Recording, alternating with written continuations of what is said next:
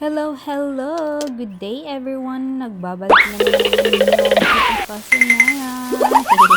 So for today's video guys, magluluto ako ng very easy na recipe. No? Ginaya ko lang ito sa Instagram. So ayan, spicy rotel quesadillas ito guys. Ayan, as you can see, nag-start na nga akong magluto. Ginisa ko na itong ating beef with, lagyan ko na ng onion, garlic, then mga pampalasa na asin, black pepper, and konting MSG. Then itong rotel na tomato, dice na siya guys. No? Wala akong taco seasoning. Ito lang yung meron ako, yung pahita seasoning. So pwede na yan. Konti lang din yung nilagay ko.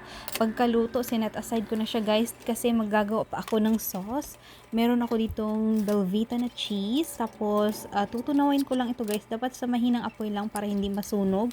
And then yung kalahating rotel na tomato kanina na dice, nilagyan ko din siya para tawag nito, may sipa ng anghang, no? So ayan, naglagay ako ng butter, and then ilalagay ko na itong ating large size na tortilla bread, and then ilalagay natin yung meat na niluto kanina, and then yung cheese. So depende yun sa inyo guys ha, kung anong cheese ang gagamitin nyo, but yun ang meron ako. So ayan, yan ang ginamit ko. So ayan, very easy lang guys.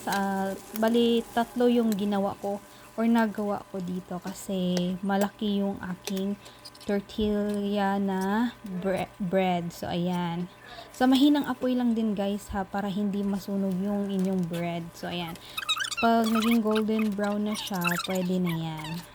And very easy and super yummy guys. Masarap din yung rotel na tomato kasi medyo maanghang, may sipa ng anghang guys, hindi na siya nakakaumay. So ayan, easy and ready to eat na tayo guys. Let's eat everyone. Thank you so much for watching.